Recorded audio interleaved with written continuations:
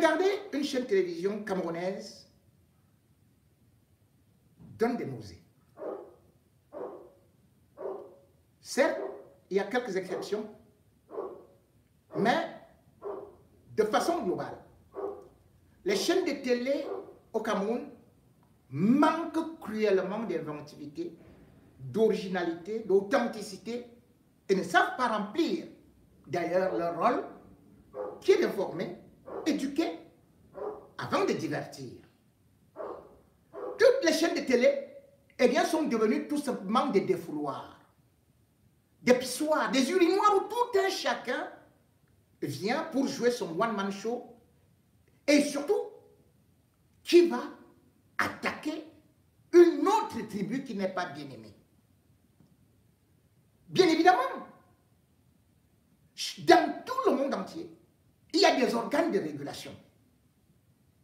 Parce que, à travers les chaînes de télé, on a souvent vu, pas seulement la désinformation, mais souvent même des guerres civiles qui sont nées de là. On ne pourra pas longtemps toujours évoquer l'exemple du Rwanda. Même en Côte d'Ivoire, les chaînes ont été mises en avant. Mais le plus inquiétant au Cameroun, c'est que les chaînes de télévision sont devenues plutôt des plateaux où on injecte le poison de la haine tribale. Que fait donc le Conseil national de la communication? Eh bien, quand c'est déjà trop, ils font toujours semblant de vouloir intervenir. Oui, le tribalisme, c'est les autres. Oui, le tribalisme, ce sont ceux-là qui veulent venir au pouvoir. Oui, le tribalisme, c'est ceux-là qui ont volé les terrains. Oui, le tribalisme, là, ce sont les porcs. Oh, le tribalisme, ce sont les autres qui sont les quoi de tel ou tel endroit. Oh, le tribalisme, ce sont les soulards de telle ou telle région. Oh, le tribalisme, ce sont ceux-là qui n'ont jamais construit une maison et qui vendent leur terrain. Oh, le tribalisme. Bref, ces chaînes, de plus en plus, montrent que l'unité prônée au Cameroun n'est que de façade. Et que les peuples, les ethnies, les tribus sont dressés les unes contre les autres. À écouter sur les plateaux télé, on se pose des questions. Comment ce sont les mêmes invités qui sont là chaque week-end? Au moment où les enfants sont à la maison, au moment où les familles sont réunies, on ne met même pas interdit au moins d'eux. On avance tout, on y verse du ciel et on devient de plus en plus amer, on devient violent, juste comme s'il fallait de plus en plus mettre de l'huile, jeter de l'huile au feu, comme s'il fallait activer quelque chose pour que les Camerounais ne s'entendent et ne vivent jamais dans la paix.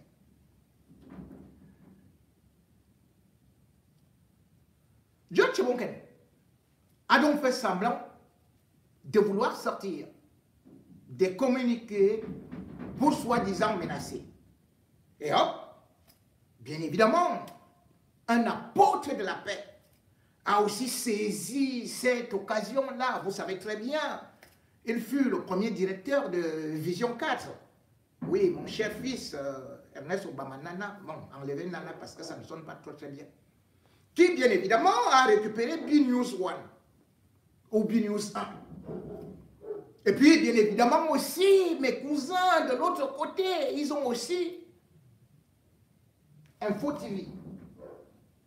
Chacun a donc des possibilités, bien sûr, de pouvoir montrer qu'il est plus tribaliste.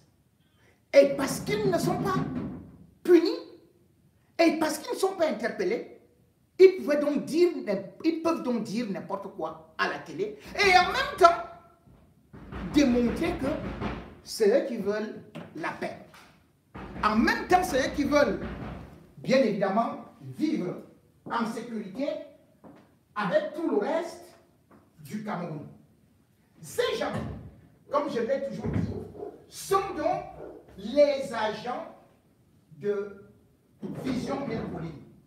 Vision Mille Collines, c'est cette chaîne, bien évidemment, qui a créé comme par blague l'affaire des Machets et que le peuple rwandais puisse s'entretuer jusqu'à plus de 1 million.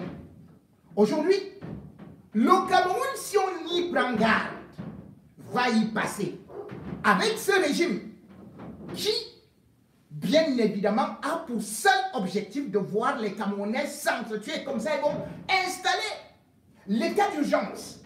Ils vont dire que maintenant, on va confisquer parce que vous avez constaté, c'est les autres qui ont voulu. C'est le système du chaos. Le tribalisme au Cameroun.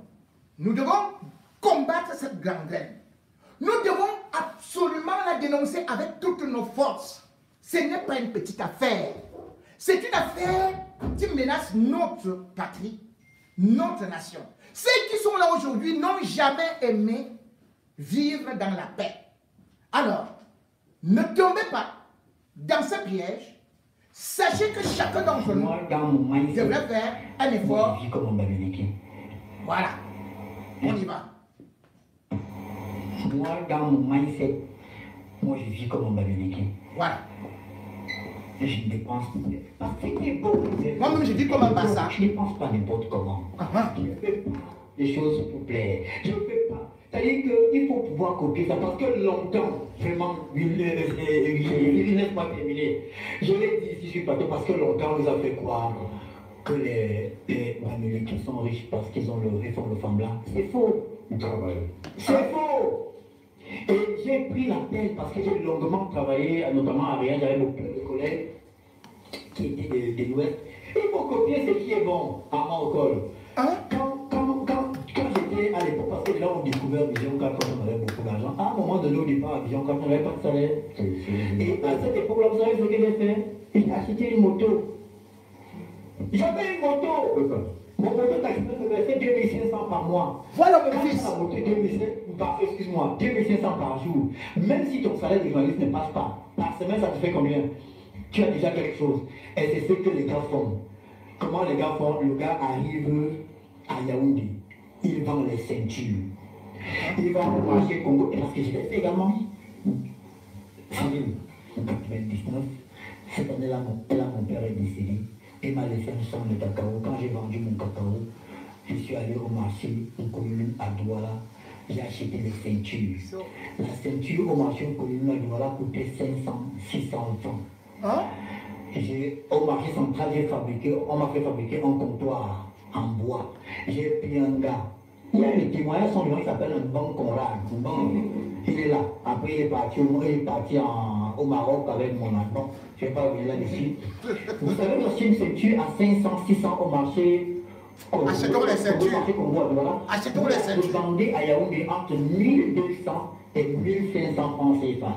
Il y a même le jour où il y a des actions spéciales qui t'achètent la même ceinture à 3000 francs. J'étais étudiant. En première année, j'avais un téléphone Triumph. Moi, j'ai pas ma ceinture. La petite boutique tournait. Et dans ma manière de vivre au quotidien, c'est comme ça que je vis.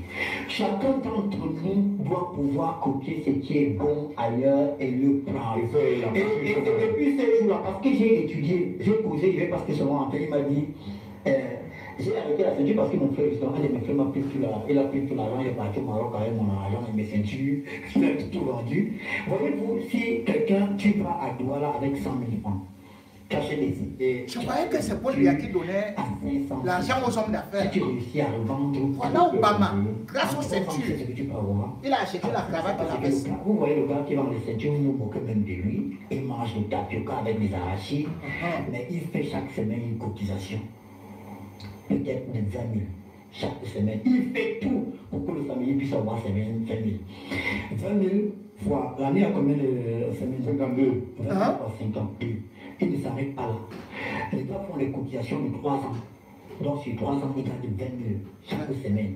Au terme de 3 ans, le gars qui vend les ceintures en route, ou bien à pied ou sur la moto là, il a des économies qui lui permettent d'acheter un taxi. Toi qui es donc un autre gars, je ne vais pas nommer pour te faire. Toi tu es un gars petit parce que le gars petit, qu'est-ce qu'il fait? C'est qu'il gagne même 10 000 francs par jour.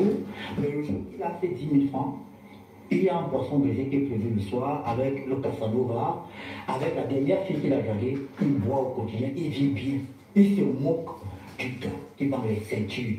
Au bout de 3 ans, le gars qui vend les ceintures te fait 20 000 francs. Vous entendez on dit presque 1000 jours. Obama Nana 3 millions, il a acheté le taxi. Il peut acheter le taxi. Comme nous avons Nyango aujourd'hui, il dit, il ne vend plus les ceintures, je suis en Soyambo. Le jour que toi, Ernest Obama, tu manges 10 000 francs par jour avec ton argent, tu commandes un Nyango et tu vois. Le monsieur qui vendait les ceintures. Tu vois Maurice, bon, je ne vais pas du pauvre, hein. Tu vois un gars qui s'appelle Maurice débarquer en taxi. Il dit, hé gars, tu es dans les ceintures, j'ai non grand frère, je me suis battu, j'ai pu avoir ça. Il ne va plus parler avec le gars pendant tout le temps. C'est dès qu'il sort de là, il va appeler. Ah non, le gars là. Un gars là, c'est tu as 600 000 pour acheter un taxi, comment? Elle est bilobé. Tu as vendu ton terrain en combien? Nous devons copier. Nous tous on copie les doigts là avant. Tout le monde, on essaie d'être beau, frère. Comme le doigt, ce qui est bon ailleurs, on prend. D'ailleurs, donc, elle est bilobé. La déclaration de Laurent Cabral Libi qui circule aujourd'hui, il a raison. Les gens, c'est le bâton là. Nous le battons alors que fondamentalement nous nous aimons. Tous les Camerounais s'aiment. J'ai raconté, je crois que je vous avais raconté l'histoire, j'étais à Méomé Sala. Vous savez, à la fin de la cérémonie, j'avais François Déco. À la fin de la cérémonie, qui vois-je pour parler comme le PDG de Consultant, il passait avec les gens, quand il m'a dit, oh maman, c'est comment? Il m'a embrassé, il me dit, mais dis donc, toi, tous les jours, quand je te vois à la télé, tu es gros, mais en fait, tu es tout petit. Il n'y a rien. J'ai vu l'ancien président de l'Afrique pour M. Maître à Pi. Malheureusement. Vraiment, arrêtons ça. Nous sommes tous Camerounais, on fait. Les hommes politiques là, demandons-leur comment tu entends apporter l'électricité. Comment tu vas régler le problème d'eau, le problème des routes, les problèmes de santé. Bravo!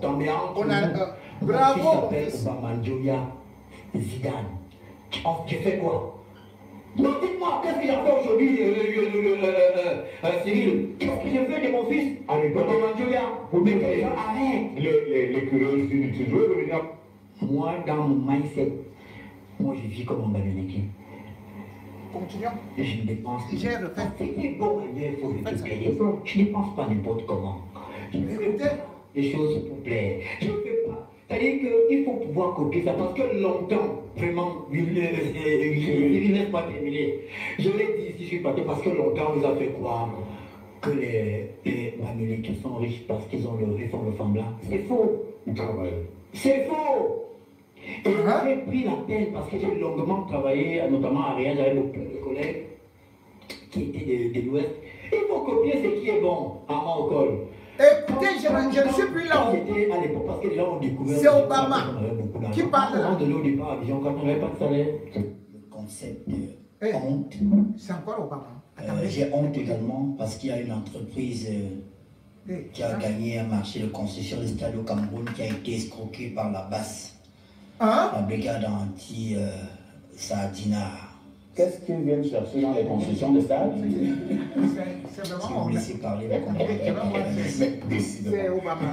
Je fais la pirouette parce qu'ils sont concernés par les stades. La BAS a désormais la nouvelle tactique, c'est qu'ils escroquent et les pays et les entreprises au nom du chef de l'État camerounais. Apparemment, là-bas, il y a quelqu'un qui imite la voix du Paul Biya. Ah bon? Ils ont escroqué 30 000, je crois, 30 000 euros. Ils ne font plus les cotisations.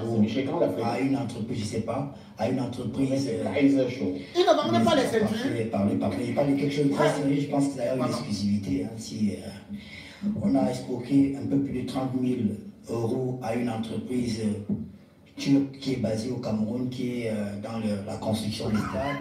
On a escroqué 100 000 euros au gouvernement turc, toujours la base. Protestant que c'est le président Biya qui a demandé l'argent, quelqu'un a imité sa voix. On a voulu escroquer l'Éthiopie. Ils ont appelé le premier ministre éthiopien pour prendre de l'argent là-bas. Ils ont essayé avec la Guinée équatoriale, ça n'a pas marché. Ils ont essayé avec le Gabon, ça n'a pas marché. Ils ont essayé même avec les Philippines, ça n'a pas marché. Mais l'argent qui a été versé par le gouvernement turc, on a pu que c'est avec les ceintures. à qui le compte appartient. Ouais, donc les gens qui veulent diriger le Cameroun, dans quelle entreprise ils font en ternissant l'image du Cameroun dans le monde entier. Donc ils ne se contentent pas de faire les marches, ils vont également dans les démarches pour avoir de l'argent. Et il y a un parmi eux qui imite la voix du président. C'est des gouvernements qui sont prudents, prennent la peine quand même. Mais c'est quand l'Africain est de la base.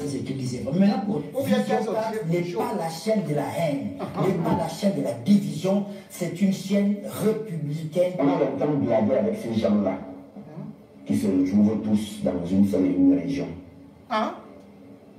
On a longtemps blagué, mais à un moment donné, il faut que le président de la République prenne des mesures. Vous pensez que c'est une affaire de région? C'est une bande de malades. Je pense que le docteur Tonnet, qui est psychiatre, c'est-à-dire il est docteur des fous. Ils sont occupés dans mon Belinga. S'occuper de ces gens-là, un à un.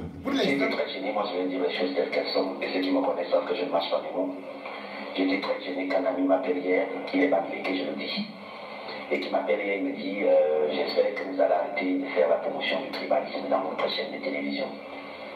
Et je lui ai dit un mot très grossier que je ne vais pas répéter à l'antenne. Première chose, quand vous allez parler à votre femme, il y a des endroits qui sont appropriés pour la calmer. Parce que les femmes, vous dites le bruit là-haut, tu la calmes. Vous savez, la base est très violente.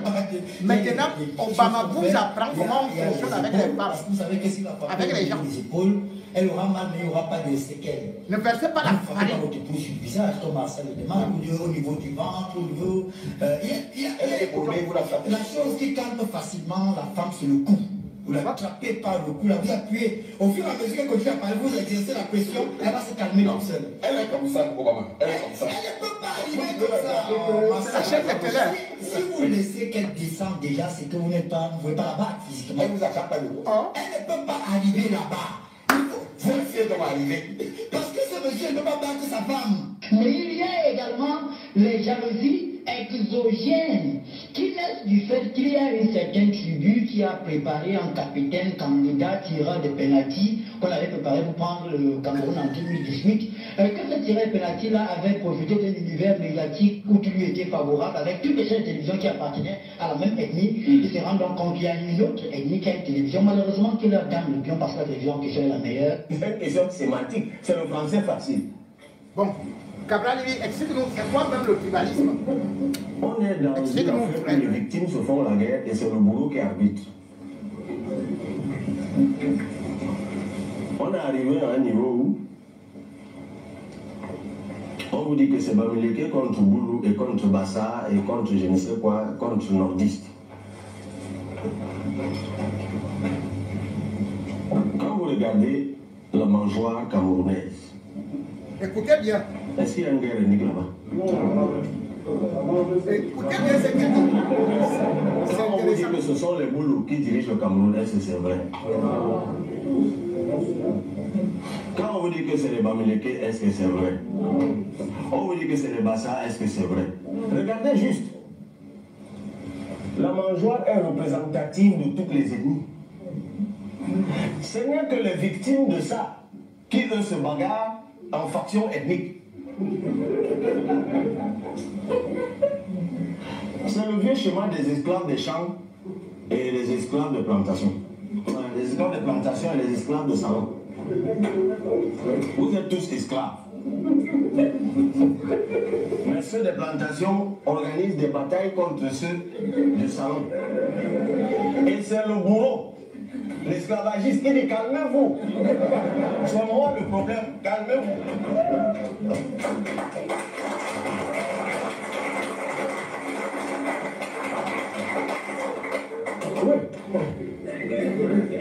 Ça fait rire, mais c'est la vérité.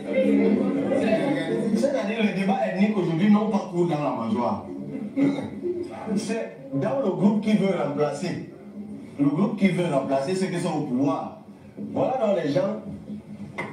Vous voulez prendre le pouvoir. Vous voulez prendre le pouvoir. Voilà le pouvoir. Celui-ci dit à celui-ci, toi tu es Bamileke, toi tu es nordiste, toi tu es Boulou. Mieux, l'autre reste.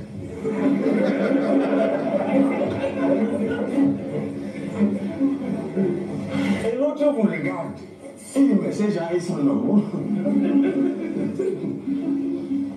Qui leur a dit que les nordistes ne sont pas dans cette affaire? Qui leur a dit que les Bamileke ne sont pas dans cette affaire?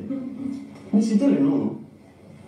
Fulbia Eboul, suivi de Kawaii de Djibril, suivi de Nyak Djifendi,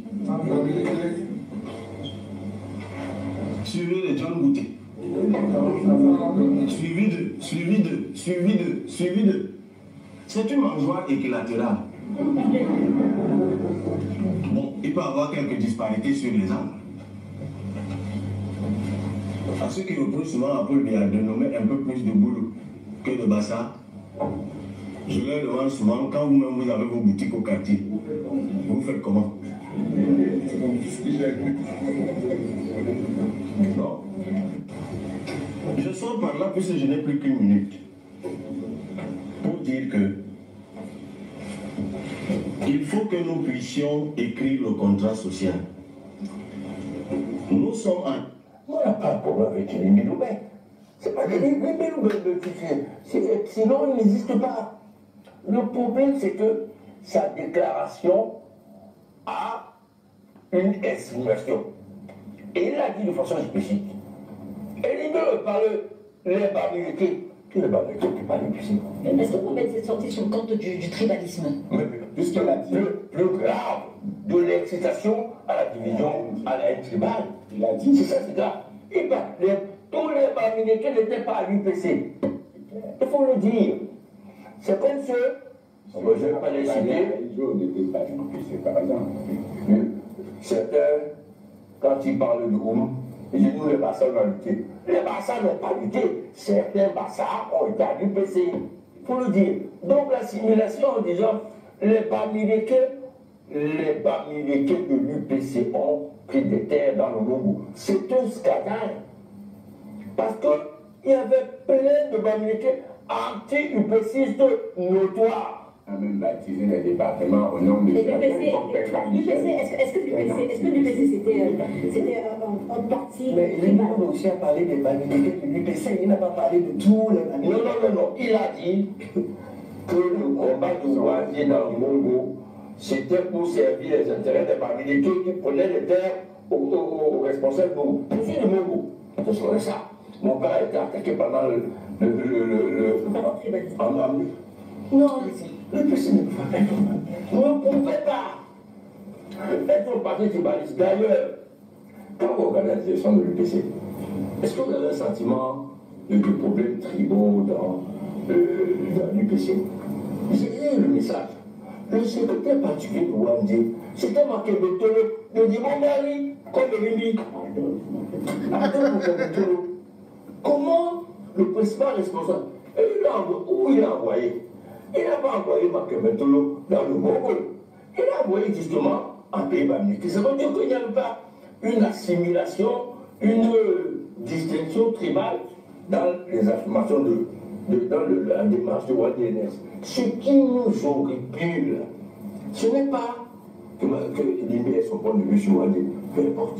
Ce qui est dramatique, c'est que ce propos, explicitement et implicitement, attise la haine tribale. La preuve, qu'est-ce qui se passe aujourd'hui? Tous les farfelus qui ont des documents, qui ont changé, qui n'ont pas, les sortent maintenant en disant que on a tué, que mon grand-père, mon arrière-grand-père, mon frère, s'était occupé des terres.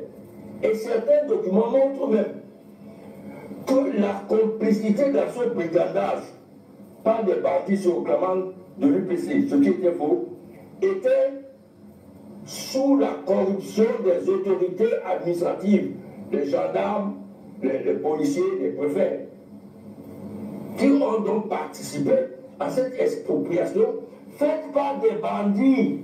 C'est ça qui est extraordinaire. Alors que les Miloubet fassent cet amalgame, etc., est scandaleux. Parce que historiquement, c'est faux.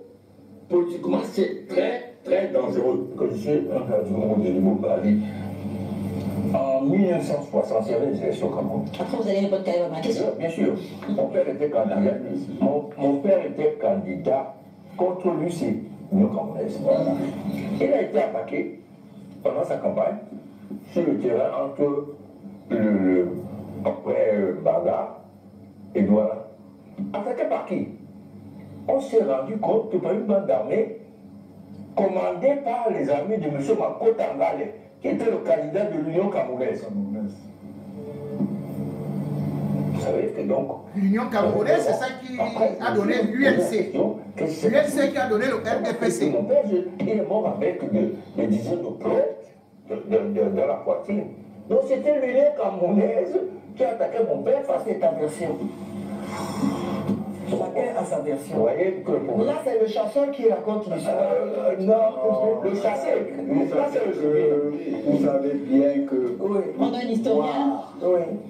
Même après les indépendances, il y avait des bandes armées dans le monde qui agissaient pour le compte du gouvernement. Je donne des noms. Je dis le député Mako Tangale. Je donne des noms. Il y a le tribunal, si je raconte des histoires... Sauf que je préfère qu'on ne donne pas les noms, je ne vais pas... Non, parce que... traîner. Bon. Mesdames et messieurs, ceci étant, ça montre comment est-ce que Elie Lobé, en ce moment, subitement sort pour venir provoquer un séisme avec, bien évidemment, une seule ambition, la division, le tribalisme, pour que le régime Biya continue à nager dans des eaux troubles sans pour autant faire que, aujourd'hui, nous tous, on sente un besoin. C'est le régime Biya qui arrache les terres à nous tous. Sinon, vous le savez très bien, et il y a tout un ministère du cadastre, il y a des scandales, où on voit des gens avec des hectares, des centaines d'hectares. C'est le régime Biya qui donne des terres aux Chinois, aux Vietnamiens. C'est le régime Biya qui continue à faire des expropriations. Où sont les populations qui devaient être riveraines sur la soi-disant autoroute Yaoundé-Douala? Est-ce que le régime Biya n'a pas exproprié des Camerounais? Et l'argent qui devait être versé à ces personnes n'a jamais été versé. Est-ce que le régime Biya ne continue pas à dire partout que pour les besoins de l'État, on prend tel terrain parce qu'on veut implanter ceci et quelques temps après, on donne cela à quelques bandits? Est-ce que le régime Biya n'a pas, jusqu'à ce jour, exproprié tout le site d'Olembe? Le stade ne prenait pas tout le village d'Olembe. Mais le régime Biya est arrivé. Les ministres se sont partagés des hectares là-bas, à Olembe. Et jusqu'aujourd'hui, les autochtones ne sont pas dédommagés. Le stade d'Olembe qui lui-même est abandonné en brousse. Pourquoi est-ce que ces populations-là ne peuvent pas, ou Limbi Lobé, ne peuvent pas dénoncer ce régime Biya qui exproprie, qui chasse les autochtones, qui arrive dans des villages? Regardez ce qui se passe à l'est. On vous trouve avec une forêt. On vient, on installe des forestiers là-bas, asiatiques, occidentaux, qui non seulement détruisent la forêt, partent avec des armes, mais vous mettent dans des conditions pas possibles, puisque toute la nature est attaquée. Est-ce qu'on n'a pas vu ce qui se passe en Bandiok? Combien d'hectares ont été arrachés aux autochtones? Était-ce une tribu? Pourtant, on sait très bien que ces terres qui n'ont pas été achetées sont exploitées par des Français gratuitement. Mais Limbi Lobé et les gens du RDPC ne disent pas que l'État du Cameroun est un État voyou. Partout au Cameroun, on a exproprié les gens. Partout au Cameroun, on passe le temps à tuer. Mais dans tout ça, on va vous dire que ce sont les autres qui sont violents. On va vous dire que ce sont les autres. Comme Obama disait tantôt, la base a volé telle somme d'argent, la base a agressé tel, et maintenant même, La base est accusée de tous les malheurs au Cameroun et elle-même taxée d'organisation terroriste. Et pourquoi est-ce qu'ils mettent que la base est comme ça? Juste pour créer une relation entre la base et le MRC et dire donc que si la base est une organisation terroriste, c'est que le MRC est une organisation terroriste. En réalité, c'est que Maurice Kamto est Ben Laden. Voilà là où le régime Biya, avec Atanganji, nous amène.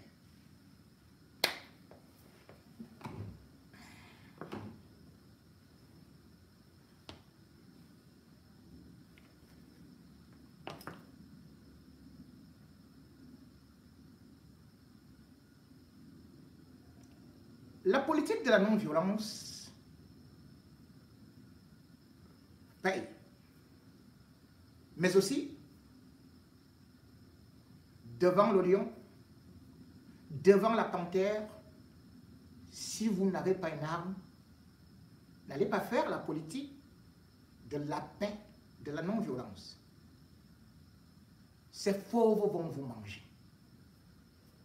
D'ailleurs, l'ANC, le parti de Mandela, a passé beaucoup de temps, près de 35 ans, à parler de paix. Et cela faisait rigoler, bien sûr, un régime dur, violent de l'apartheid. Et ce régime pouvait écraser l'homme noir comme une tomate. Devant la communauté internationale, c'était des larmes de crocodile. Jusqu'à ce que Mandela avait donc dû prendre des armes. La suite de l'histoire, on la connaît. Puisque l'adage est que qui veut la paix prépare la guerre. On a donc vu d'autres mouvements de libération, que ce soit au Vietnam ou ailleurs, qui souvent ont utilisé des méthodes violentes pour se faire entendre, pour l'équilibre de la terreur. Mais les régimes de la violence sont toujours les premiers à se plaindre. Ce sont toujours les régimes qui vous disent que ce sont les autres qui sont violents et qu'il faut rapidement crucifier. Ils vont vous dire qu'ils sont dans un état démocratique et que les autres doivent accepter leur loi. C'est-à-dire que le régime RDPC, le régime Biya, qui n'accepte aucune manifestation, qui n'accepte aucune critique, qui est le premier à jeter les opposants en prison, est maintenant en train de qualifier la brigade anti-Sardinat comme étant un mouvement terroriste. C'est un communiqué signé du porte-parole du gouvernement, René Sadi, qui l'affirme. Bien évidemment, au départ de cette affaire, c'est une intervention musclée de la brigade anti-Sardinat pour attaquer le ministre de l'Éducation, de la jeunesse. Oh là là, j'ai failli faire une erreur. C'est grâce à cette attaque de la base que les Camerounais ont découvert qu'il existe un ministre de l'Éducation. Un ministre de la jeunesse. À quoi sert le ministre de la jeunesse?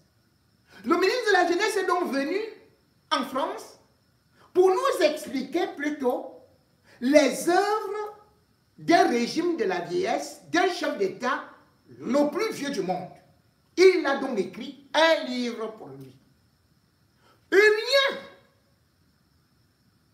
au niveau du régime Biya ou dans son livre pour plébisciter la jeunesse, pour montrer ce qu'il faut faire pour la jeunesse, mais plutôt nos pays, le Cameroun, qui a chassé les jeunes, qui a chassé sa jeunesse. La jeunesse camerounaise a pris le désert, les routes du désert, a pris la mer, se trouve dispersée à travers la planète Terre pour fuir la misère, le chômage, les guerres. Cette jeunesse camerounaise qui n'a donc pas eu le travail, qui se débrouille ailleurs et qui est même parfois interdite de pouvoir rentrer au pays parce que parfois il n'y a pas de passeport, parfois il y a eu des contrôles au niveau de la page Facebook et on a trouvé que tu as dit quelque chose qui n'était pas favorable à Paul Biya. On ne te donne pas le visa ou alors on te donne le visa et on t'attend à la descente de Yaoundé et direction Sed Kondengui. Voilà le régime Biya. Le régime très démocratique qui décrit la base comme, bien sûr, une organisation violente. Je devrais normalement lire le communiqué de René Sadi avant de pouvoir continuer. René Sadi est donc en train d'accuser la base. Et René Sadi écrit, lui, le porte-parole du gouvernement. Communiqué du gouvernement donc. Violence perpétrée contre le ministre de la Jeunesse et de l'Éducation civique, Mounouna Foutsou, et l'ambassadeur du Cameroun au Royaume de Belgique. Nous avons tous été témoins, à travers des images véhiculées dans les réseaux sociaux, de scènes indescriptibles d'agression contre le ministre de la Jeunesse et de l'Éducation civique, M. Mounouna Foutsou, et l'ambassadeur du Cameroun en Belgique, M. Daniel Evina Abbé. En effet, dans la soirée du vendredi 28 février 2025, alors qu'il présidait la cérémonie de clôture du mois de la jeunesse, le mois de la jeunesse, dans le cadre d'une réunion regroupant nombre de jeunes Camerounais de la diaspora et bien d'autres participants, un groupuscule de Camerounais réclamant de la brigade anti-sardinat basse, tel une bande de terroristes forcenés, manifestement instrumentalisés, a pris d'assaut la salle de l'hôtel Claridge, à l'effet de perturber cette cérémonie, usant d'une violence et d'une brutalité inouïe.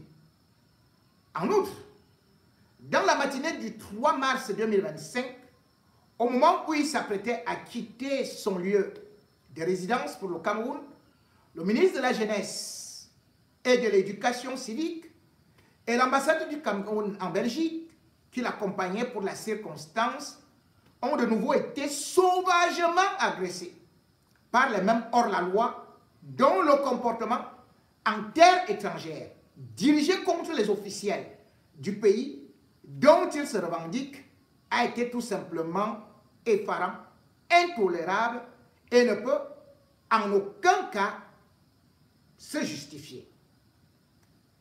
Le gouvernement de la République déplore et condamne avec la plus grande fermeté ces comportements irresponsables et barbares, des actes insensés dirigés contre les représentants de l'État mobilisés dans le cadre de la mise en œuvre des politiques publiques visant l'insertion socio-professionnelle des jeunes et qui sont en totale contradiction avec les mobiles que clament leurs auteurs pour les expliquer ou les justifier.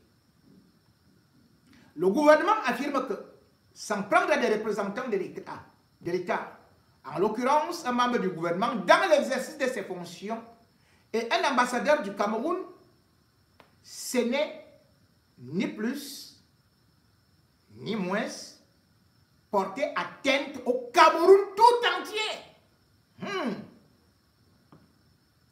Par ailleurs, Le gouvernement entend faire savoir que tout Camerounais, où qu'il soit, et aussi longtemps qu'il se prévaut de cette nationalité, voire de ce privilège, est tenu de respecter les institutions de la République ainsi que celles et ceux qui les incarnent.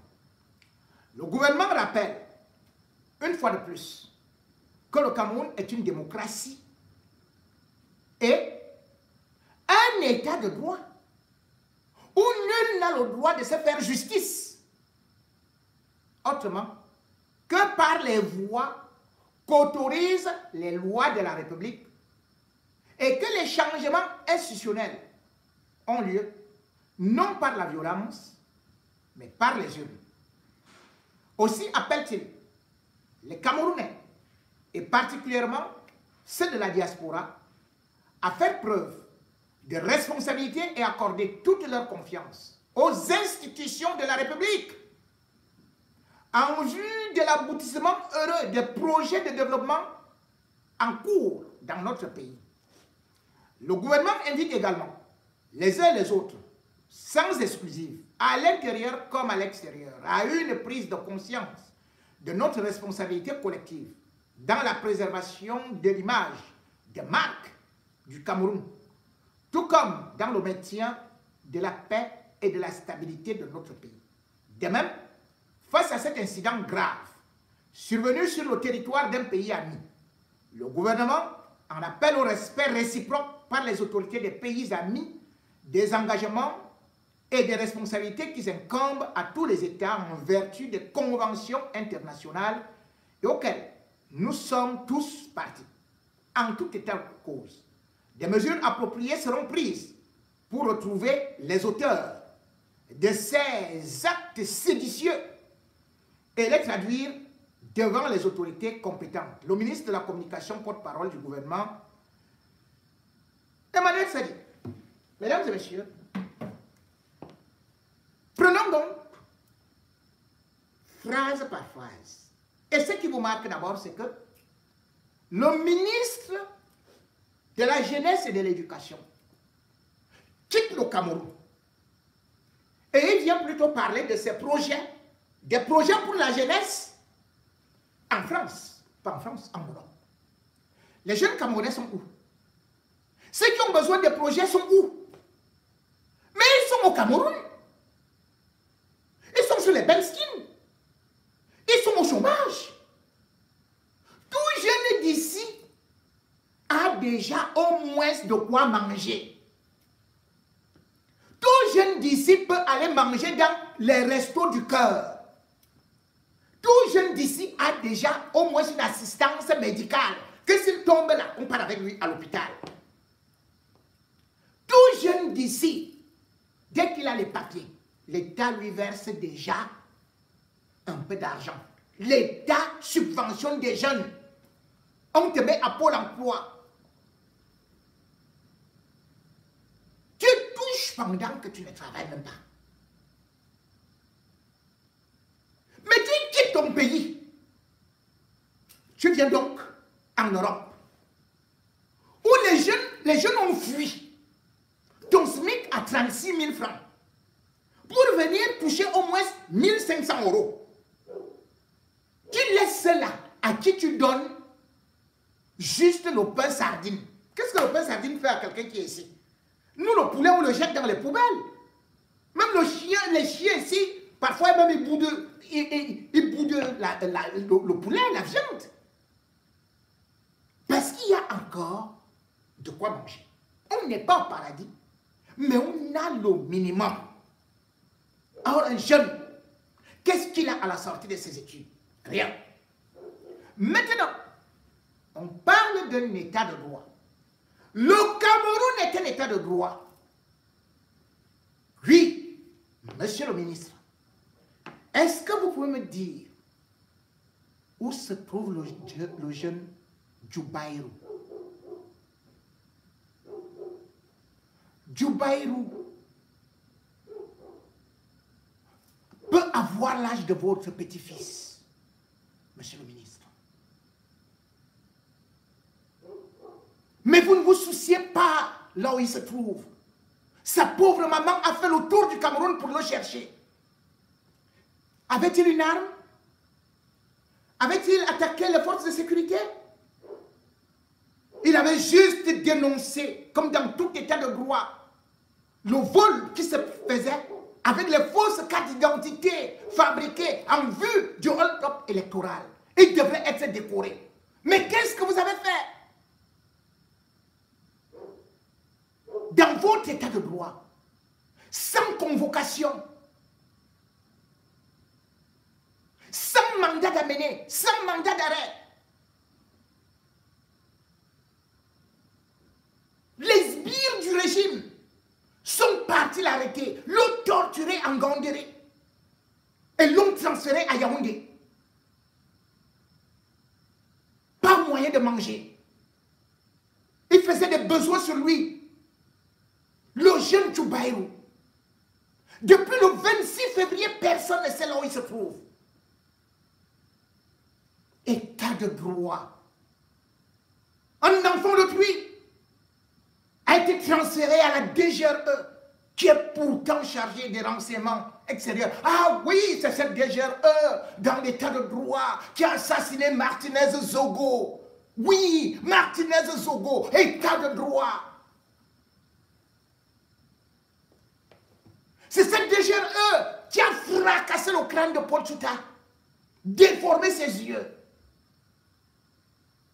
C'est cette DGRE qui est partie traquer à l'extérieur Guérandi Mbara et l'a tué dans un bosquet. On n'a pas, jusqu'à présent, vu depuis 2013 sa dépouille mortelle. C'est cette DGRE avec la CEMIL qui ont aussi tué le journaliste Ouazizi.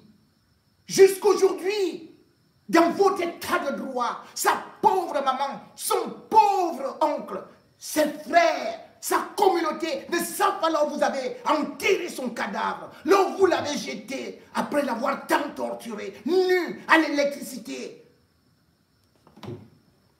Oui, dans votre état de droit,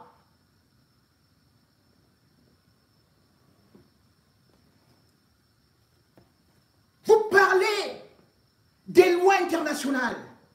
Djoubaïrou, le Cameroun a signé des accords, des traités internationaux.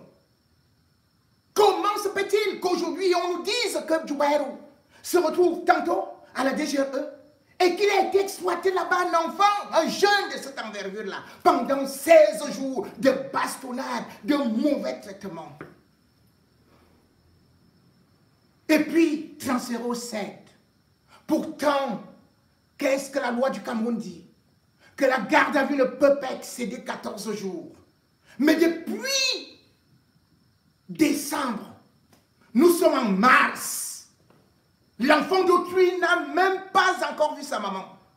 Dans tout état de droit, dès que vous êtes placé en garde à vue, vous avez droit à l'assistance d'un avocat. Qui est l'avocat de Djoubaïrou? Djoubaïrou avait attaqué un ministre. Djoubaïrou avait des bombes, il avait quoi? Monsieur le ministre, monsieur le porte-parole du gouvernement, oui, ce sont les gens de la diaspora, c'est la base qui est violente. Et c'est elle qui ne respecte pas les droits parce que vous connaissez tellement le droit de telle sorte que vous avez même oublié votre constitution. La constitution, article 45, dit quoi? Que bien évidemment, les lois internationales sont au-dessus des lois nationales. Et les lois internationales, le Cameroun les a ratifiées. C'est-à-dire, il y a la Déclaration universelle des droits de l'homme. Est-ce que vous l'appliquez pour les gardes à vue? Il y a la charte africaine. Est-ce que vous l'appliquez? Oui. L'article 2 de votre code pénal reconnaît aussi cela. Mais vous marchez sur toutes ces lois-là. Ça ne vous dit pratiquement rien. C'est celle de l'Europe. C'est là où vous voulez venir apprendre le droit aux gens. Alors que vous ne respectez pas vos propres lois, vos propres conventions.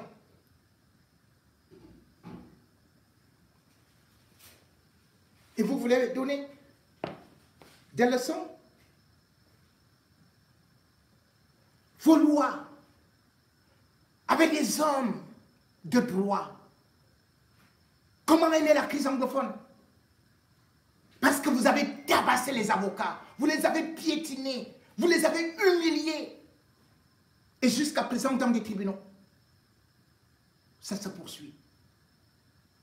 Parce que vos tribunaux, aujourd'hui, vous n'amenez des civils que dans le tribunal militaire. Djoubert, où est-il militaire? Alors que les conventions et les traités internationaux interdisent qu'on traduise un civil au tribunal militaire. Mais le Cameroun a créé le tribunal militaire pour massacrer, pour mater les civils.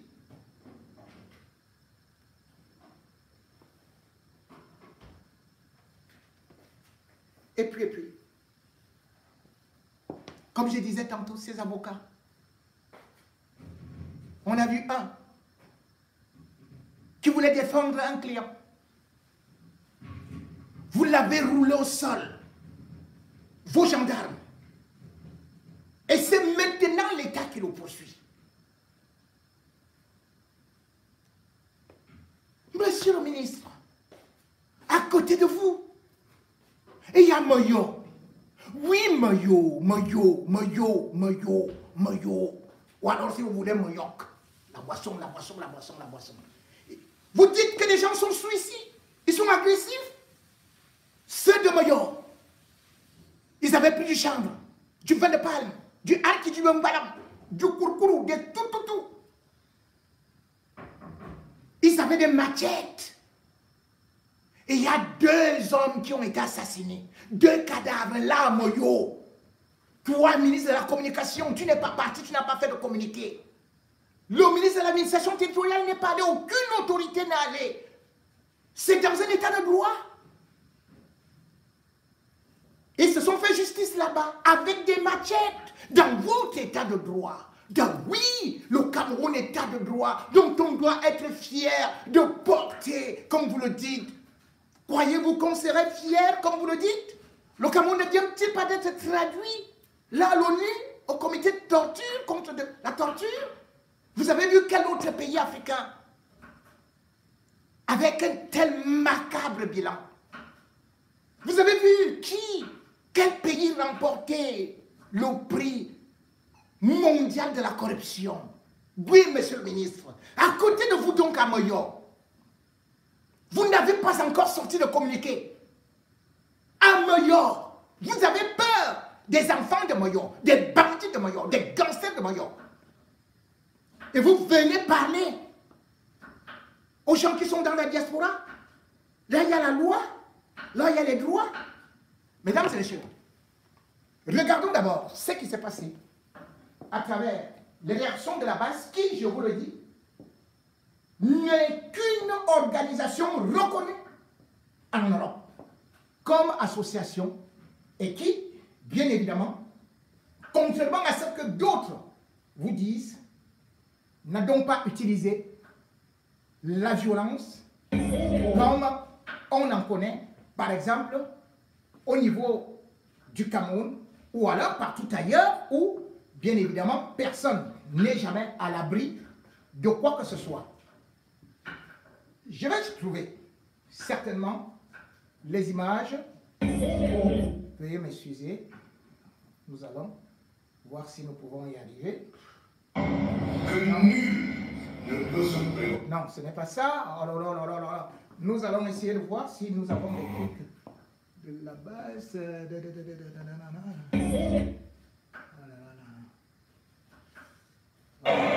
Ah oui, là. C'est ça. On y va ici. Dites-leur que comme ils n'ont pas pu me voir aujourd'hui, c'est le ministre qui donne. Demain, je suis connecté à partir de 16h. Voilà. Les courageux qui veulent dire des choses sérieuses à dire. Même si c'est m'insulter, je suis à leur disposition. Qu'ils n'aient pas honte. Voilà, je suis là. Je suis leur grand frère, je suis leur parent, je suis leur médecin de famille. Je suis prêt à les écouter. Voilà. Donc, c'est mieux. Ils ne crient pas dans les rues. Bon, s'ils ont peur, bon, voilà. qu'ils se connectent. Il y a une porte de Kaboul. Et ils me parlent. Moi, je vais les écouter. Voilà. Très bien, merci, Excellence. Ok. Voilà. Tout est dit. Rendez-vous demain à 16h pour la caravane d'éducation électorale. Et voilà, c'est le professeur ici. Donc, il ne faut pas confondre. Bon, le pourquoi c'est le nom du EPCA. Où les gars de la base non seulement confondus au ministre de la Jeunesse, où c'était comment ils s'est retrouvé enfarinés, on dirait les poissons que nous remettons sont dans la farine avant de mettre dans l'huile là. Maman, ils l'ont touché. Et puis quand ils toussaient là, c'était seulement là. Ah, c'est quoi, hein? Pour ceux qui commentaient. Le EPC là, il ne va jamais oublier ça. La farine comme il avait mis sur lui là. Quand la campagne dit qu'il y a un mythique devant le peu Dieu va. Voilà, il ne va pas bouger. Ça, il ne va jamais oublier ça. C'est la salle américaine. Les gars de la base ne gèrent pas ça. Hein. Du moment où tu te retrouves seulement dans une délégation, les gens du gouvernement là. Non, les gars ne vont pas gérer les pépettes là. Les gars t'attirent, les gars te versent la farine. Bomba. Mais moi, je voudrais demander à nos dirigeants là, quand vous envoyez les gens à la mission comme ça là, vous ne pouvez pas essayer de demander de chercher les jeunes qui vont sécuriser les portes. Vous venez, vous pensez que vous êtes en bon voyage. Les gars ne blaguent pas. Les gars ne sont pas là pour jouer avec vous. Quand ils voient les autres en train de crier là, les pendant, hey, les gars sont déterminés à vous tailler. Moi, je serais seulement là pour commenter. Mais enlevez-moi dans vos histoires de tribalisme là, moi, il précise d'abord. Enlevez-moi dedans, moi, je ne suis pas les gars. Je serais seulement là pour commenter. Le jour quand vous me l'a en quoi, je vais venir le déposer ici là. Le jour quand vous me l'a en max, je vais venir le déposer ici. Le jour quand vous me l'a fait du nord, je vais venir le déposer ici. Moi, je ne suis pas là pour gérer les détails. Donc, ce n'est pas si qui a bouffé sa tontine aujourd'hui. Demain, ça serait d'autres personnes. Bon, l'autre, j'avais déjà montré la vidéo. Bon, je n'ai pas voulu montrer là où. Nos amis, sans rancune. Monsieur le ministre dit que ça m'a pris. Au revoir. Kasongo ye Mbali nanga Kasongo mbona we Songa libra Oh ye Kasongo mbona we Voilà d'autres, c'est pas un ministre, on l'a confondu à Issa Kioma, comme il avait la Gamboura là. Il est quelque part là. Vous voyez les gars là? On a cru que c'est Kabali, c'est pas lui. Non, non, Issa Kioma, c'est pas lui.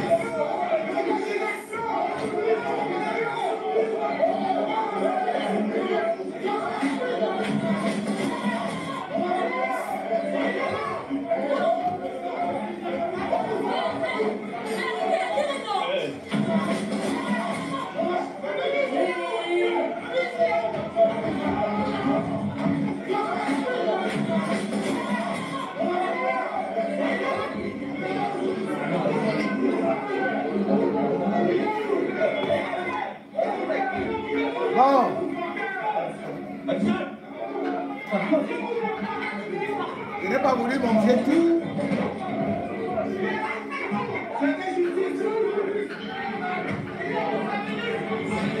Ah.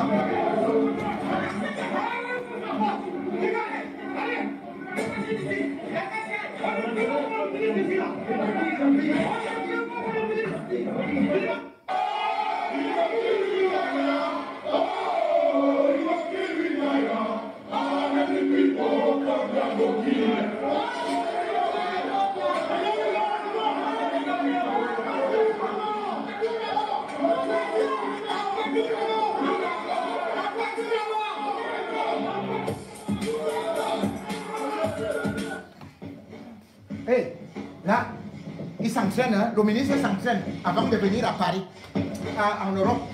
Parce que là, c'est fort. Gabarit. Hein? Quand on vous envoie en mission maintenant, il faut s'entraîner. Aïe, aïe, aïe. Parce que les gars de la base... On a dit que la base ne choisissait que les autres tribus. Hein? Voilà que tu as Koutès.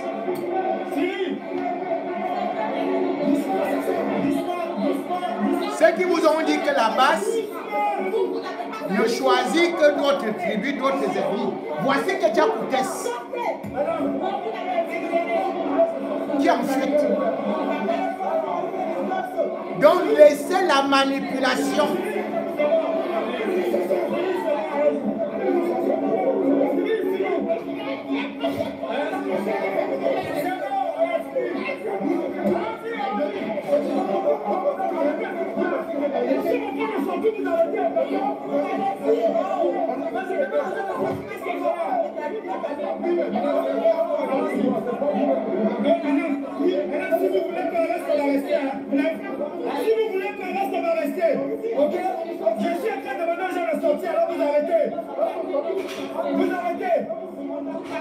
Voilà le boycott contre Dja Koutès.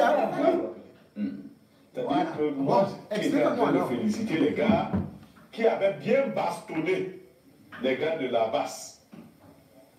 Après, on a commencé à dire ici, vraiment, non, moi je dis, si vous êtes ministre camerounais, vous voyagez, prenez vos précautions. D'accord? Vous avez beaucoup de sacs. Ils vont souvent quitter avec des gros bras. Non, ils ont des sacs d'argent. Ils ont de l'argent. Vous faites quoi? Prenez la base, je vais vous dire comment la base fonctionne. La base n'a pas une orientation, c'est des affamés. Ah bon? Tu donnes l'argent, tu dis même qu'entre eux, tapez-vous entre vous, ils vont se taper. Donc, le gars qui gagne 200 000 là, il fait quelqu'un qui gagne 1500, 2000 euros ici d'affamé. Tu dis, voilà 1000 euros, tape ton frère. Il va taper son frère. Donc, c'est des cas sans idéologie. Et attends, tu avais entendu que quelqu'un s'est venu avec tout? Non. Pourquoi? Il savait comment les traiter, non? Il n'y a jamais eu. La base n'était pas assez de quoi. Ça, il faut que vous le sachiez. Ce n'est pas des gens qui ont une idéologie, qui défendent des causes nobles. Non. La base est née en 2018. Ils sont hyper opportunistes. Ils ont tout ce temps. Non, ça ne marche même pas. Ces derniers temps, chacun revendique, c'est moi qui ai créé la base, ceci, cela, ce n'est pas toi qui as créé. Ils ont fait des petites associations de voyous. Quand ils se retrouvent là-bas, le partage de l'argent les divise, ils commencent à dire, non, il faut qu'on s'organise. Moi, je sais, si vous partez là-bas, vous les ministres, allez avec l'argent, vous donnez aux amis, à leurs ennemis, ils se tapent entre eux là-bas, ils vous coulent la paix. Moi, il ne faut pas, puisque l'État français et les autres ne veulent pas me protéger. Là, au chef de l'État, je dis là, il ne faut pas le faire. Quand le chef de l'État se déplace, qu'il y ait des gens pour casser la gueule à toute personne qui veut s'approcher du chef. On lui casse sauvagement la gueule. On ne va pas porter le plainte au Cameroun. C'est comme ça qu'il faut les traiter. Il ne faut pas aller là-bas. C'est-à-dire, tu as des gens là qui sont bien formés. Tu les amènes. Quand quelqu'un fait ça, on casse la gueule, on casse un bras. C'est comme on le jette là-bas. C'est comme ça qu'il faut les traiter. Donc vraiment, moi je ne suis pas là. Et ils sont violents, vous voulez que nous on soit doux. Et vraiment, et les autres personnalités qui vivent en Europe, qui ne sont pas d'accord avec la base, organisez-vous aussi pour violenter ces gars. Qu'est-ce que... Attends. Non, vous voulez que quand il y avait la violence ici, c'est pour cela que vous allez attendre un ministre. Le ministre de la Jeunesse, qui ne parle donc jamais de Moulinex, qui a toujours un langage raffiné, on a eu pitié de son langage raffiné. Donc même si, je vois que s'ils vont même à Talandi là, ils vont même pas à Talandi, ils parlent là-bas, alors Talandi n'est pas un enfant de cœur. S'il parle là-bas, il ira avec ses serpents affamés et tout le reste, c'est comme ça. Alors on va lire quelques. Bon, Pierre Niamek, je me rends compte de son inculture, ou parce que je suis convaincu qu'il n'a même jamais voyagé. Si oui, peut-être en République centrafricaine ou au Tchad. Jeunes confrères, ce que vous dites là, d'abord, vous demandez au ministre d'aller braquer les caisses de l'État. Sachez que chez nous ici, il y a le blanchiment d'argent qui est puni.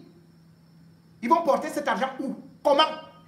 On n'est pas dans des républiques bananières où on arrive comme ça. Vous avez suivi ce qu'on a fait à Mabongo, surtout à son colonel Mboudou, parce qu'on a trouvé des liquidités sur lui. La même chose avec la femme de Mondayolo. Deuxième des choses, Paul Biya n'est-il pas venu avec ses gorilles en Suisse? Peut-être que tu n'es pas informé que ces gorilles, leurs mains bien qu'étant costauds, eh bien, quand la police helvétique est arrivée, même leurs pieds ne touchaient pas aussi le sol. On les a aussi ramassés. Ils sont condamnés, ne peuvent même plus venir ici. Quand Paul Biya tente même encore, il sera définitivement interdit d'arriver ici. Ce sont des choses que vous ignorez. La base, comme vous êtes en train de parler là, ce ne sont pas des affamés, c'est une organisation reconnue qui se bat. Ce sont des gens qui travaillent aussi, qui font des sacrifices. Parce que peut-être un intellectuel comme vous, vous n'avez même pas appris ce qu'on appelle le FLN.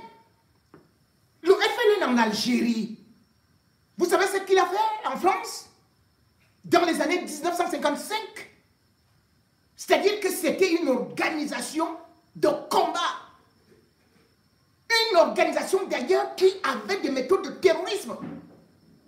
Seulement en 1955. Vous savez combien il y a eu comme attentat? 200 attentats. Le FLN a provoqué 19 217 morts. 12 780 blessés. Et je vous dis tout simplement en Mouelle. Un seul Mouelle. Et il y a eu plus de 200 attentats.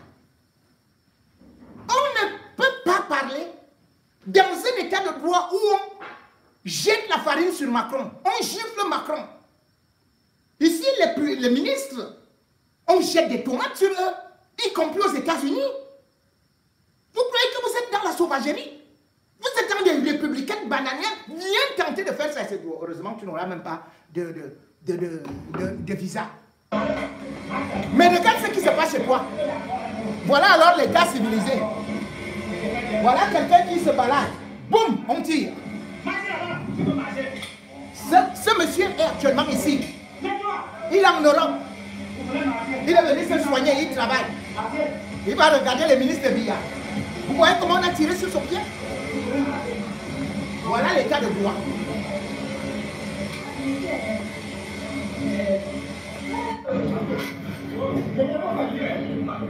Voilà un avocat. Voilà un avocat dans un état de droit qui est massacré. Les autres n'ont pas d'armes. Hein? La base n'a pas d'armes. Regardez.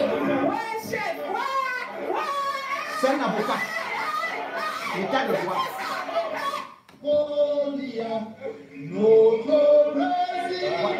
On fait chanter les opposants. La gendarmerie d'un pays. La police.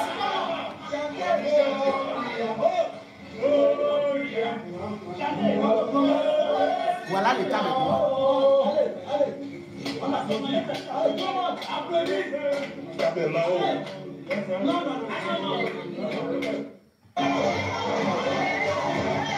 Vous voilà. Vous dites que les autres sont violents. Voilà les gens du RDPC entre eux qui sont en train de bagarrer pour le pain. Vous dites que c'est la base qui a affamé. Hein? Voilà les affamés du RDPC, les affamés du Cameroun. Vous avez bien vu ça? Vous avez bien vu ça en Europe? Les gens bagarrent pour la nourriture, pour le pain, pour la sardine. N'importe quoi. Un affamé vient dire aux gens qui sont affamés. Dès que tu mets une corde au cou, tu dis, oh, j'ai déjà la cravate, j'ai déjà ceci, je suis ceci et cela. L'électricité même, tu ne peux pas payer. Voilà les enfants qui sont en train de casser une école. Voilà l'école au Cameroun. Ça c'est au nord. Hein. Ça c'est à l'extrême nord. Regardez. C'est la base qui est une organisation violente. Un régime qui n'a appris que la violence. Regardez les enfants. Regardez, on dit ça. Ça c'est les classes. Voilà les classes de ton pays. État de droit. Il faut être fier d'être Camerounais. Fier avec ça. Regardez ces enfants. Quelle éducation sous les tentes au XXIe siècle. État de droit, état de droit. Vraiment, les gens de la base, il faut aller casser leurs mains. Là, voici alors. Voici les enfants là qui vont te casser les bras en vous. Votre télévision même, il n'y a même pas de vigile, il n'y a rien. Vous êtes même dans des quartiers des affamés. Ici, vous voyez quelqu'un, il est dans un immeuble, tu composes d'abord le code avant d'entrer. Tu prends l'ascenseur. Toi, la dernière fois que tu as même pris l'ascenseur, c'était en 2014, où c'était la SED. D'ailleurs, tous les ascenseurs sont tombés en panne. Voilà l'autre qui prend le couteau. Parce qu'on va arracher son terrain. Voilà l'autre gars de la basse. Hein. Voilà les gars de la basse. À l'extrême nord. Voilà les gars de la basse. Voilà la gendarmerie de chez toi. Voilà la gendarmerie de chez toi. Qui va d'abord replier, qui va utiliser l'arme. Vous allez parler de la basse, ils sont violents.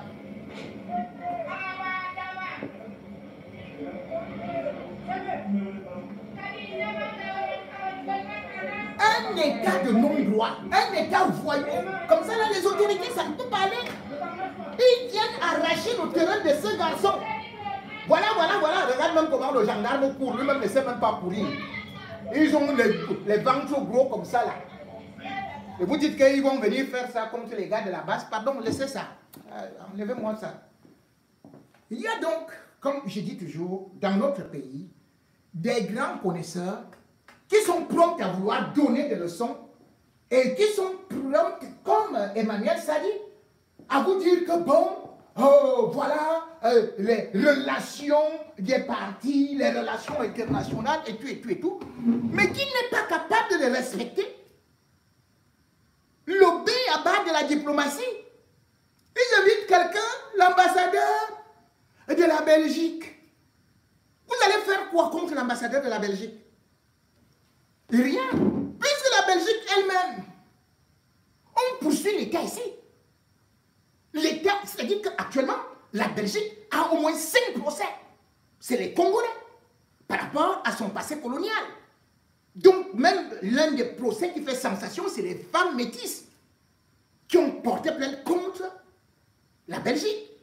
La Belgique est à peu près ce qu'on peut appeler la capitale de l'Europe. L'Europe respecte donc les droits de l'homme.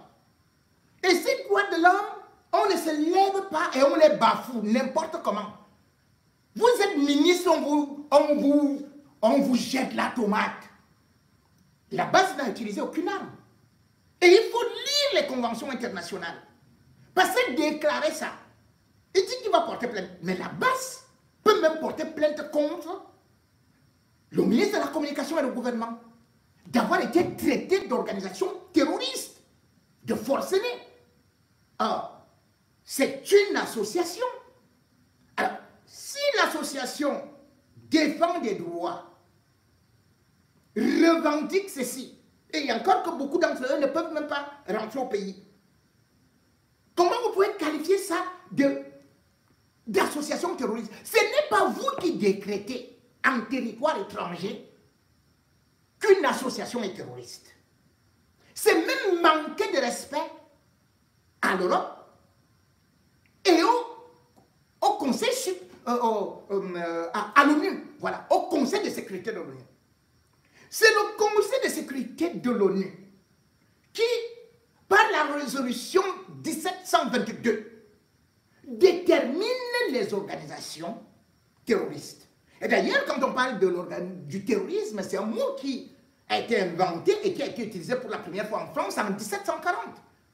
Donc, il y a des paramètres qui font qu'une organisation soit classée comme étant terroriste. L'organisation terroriste qui est reconnue au Cameroun, c'est Boko Haram. Donc, même les Amazoniens que vous traitez de terroristes là, ne sont nullement reconnus par le Conseil de sécurité de l'ONU, ni les résolutions de 1999, ni celle de 2011 comme une organisation terroriste. Des gens sont venus avec la farine. La farine est une arme, c'est une arme chimique. C'est une arme létale. C'est une bombe. Ils ont tué combien de gens? Par rapport à vous, à ce régime qui tue, qui assassine, sans rendre compte. Quand on parle des organisations terroristes, on a les Al-Qaïda. C'est bel et bien connu. Et quand on parle des brigades, il y a par exemple la brigade des martyrs. Il y a la brigade du Saint-Jour. Il y a la brigade Al-Qash. Voilà. C'est-à-dire qu'à peine il y a 5 brigades qui sont répertoriées comme étant terroristes. Et non la brigade anti-Sabina. Tu ne peux pas dire que Bellingue Boutou, parce qu'il distribuait de l'argent, il faut savoir que la brigade anti-Sabina naît après le hold-up électoral de Paul Biya. Or, le hold-up électoral se passe en octobre 2018. Bellingue Boutou est relevé, et d'ailleurs il n'est même plus là, puisque quand on le relève, lui, il est en train de se soigner en 2019. Depuis 2019, pour le remaniement, il est hospitalisé en Suisse. Et c'est d'ailleurs là-bas qu'il va mourir. Donc, la brigade anti-Sardina, qui voit le jour, quand Bellingue Boutou n'est plus là, comment est-ce que tu peux expliquer aux Camerounais, devant la télé, que Bellingue Boutou venait distribuer de l'argent à ces gens-là? Et ce qu'on te dit, c'est que bien évidemment, moi je connais comment ça se passe dans la presse. Tu pars couvrir un petit événement, on te donne quoi? Le gombo, non? Il n'existe pas de gombo ici. Ici, il n'existe pas de gombo. Ici, il n'existe pas de per diem. Pourquoi les journalistes prennent les per diem? Ce n'est pas parce que vous les voyez là avec les vestes, les cravates, il n'y a rien dans les poches là. Parfois même les poches là, ils mettent la main comme ça là, ça descend même jusqu'à, parce que même la poche est trouée. Le gars il arrive comme ça, lui-même il fuit seulement son bailleur. Parce qu'il ne parvient pas à payer le loyer. Deuxième des choses, même parfois même les chefs de ces télés, eux-mêmes, ils sont tellement dans la précarité, vu les charges, et vu que l'État ne leur donne pas assez de subventions. Et du coup, ils se retrouvent parfois dans des immeubles où ils sont en location, dont les bureaux sont en location. Et parfois, même dans certains médias, tu arrives, tu entends qu'on a fermé le média parce qu'on n'a pas payé le loyer. Comment tu peux qualifier de mendiant là où tu entends que le SMIC est presque à 1 million. Et toi, le SMIC chez toi est à 36 000 ou 41 000. Chez les autres, c'est 1 million, l'équivalent de 1 million de francs CFA. Mais quelqu'un qui gagne 1 million de francs CFA par mois, toi, tu gagnes 150 000 ou 200 000. Cela veut dire que pour atteindre seulement 2 millions là, seulement 2 millions là, il faut combien de mois? Il faut combien de mois? Sans payer le taxi, sans payer l'électricité, sans payer à manger, sans payer ceci et cela. Alors tu t'assois à la télé, tu fais ça. Et ce sont ces discours de haine qui apportent le mal-être. Ceux qui se battent ici se battent pour vous. Ils se battent pour tout le Cameroun. Ils se battent pour le changement. Parce que lorsqu'il y aura changement, bien évidemment, même les hommes des médias vont profiter. Et il y aura des contrats bien ficelés. Le niveau de vie sera élevé. Parce qu'aujourd'hui, on constate tout simplement que ce sont les mêmes gens qui sont au pouvoir, qui utilisent l'argent de notre gaz, de notre pétrole, qui vendent les terres, qui vendent la bauxite, qui vendent le fer, qui vendent l'uranium. Vous ne savez même pas combien de minéraux ils sont en train de vendre. Est-ce à cause de la base? Est-ce la base qui a créé la guerre dans les régions anglophones puisque vous n'êtes pas violent? Est-ce la base qui a créé les émeutes de la faim en 2008 au Cameroun? Est-ce la base qui a créé les révoltes qui ont abouti à des sacrifices humains pour le multipartisme? Vous n'allez pas entendre un Algérien qui sait que les héros se sont sacrifiés pour eux. Vous n'allez pas voir les autres pays qui savent ce que la diaspora apporte s'attaquer à la diaspora. Et pourtant, votre régime, pour faire des rentrées, on dit, il faut surtaxer la diaspora. C'est la diaspora qui paye les passeports chers, les visas chers. C'est la diaspora qui va envoyer à chacun, qui, quand il est déjà dans l'obscurité là-bas, qu'il veut boire une bière, il va toujours dire que, oh oncle, oh vraiment mon fils, oh mon cousin, oh mon camarade, oh envoie-moi quelque chose. Et c'est cette diaspora-là qu'on insulte. Comment un ministre peut quitter de ce pays-là pour venir parler à une diaspora à laquelle on a refusé la double nationalité? Vous-même, vous savez qu'ils ne peuvent pas venir investir là-bas. Ils ne peuvent même pas voter. Mais vous dites que vous venez expliquer à la diaspora, aux jeunes de la diaspora, l'intégration au Cameroun. Alors que vous n'avez pas intégré ceux qui sont là-bas. Vous ne parvenez pas à contenir ceux qui s'enfuient pour aller au Canada. Vous courez tout simplement pour dire que expliquez vos programmes là-bas. Et non tout simplement de mettre le feu en disant que la diaspora ou bien la base est une organisation du MRC qui veut la violence, qui veut le chaos, donc il faut utiliser les serpents, les moulinex pour écraser. Mais en même temps, lorsque des individus, des godelureux se lèvent pour aller attaquer les gens,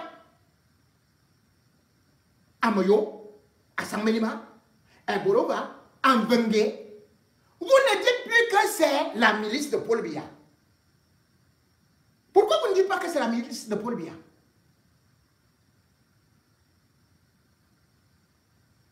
C'est la base qui fait ça là-bas, qui organise les émeutes à Kiossi.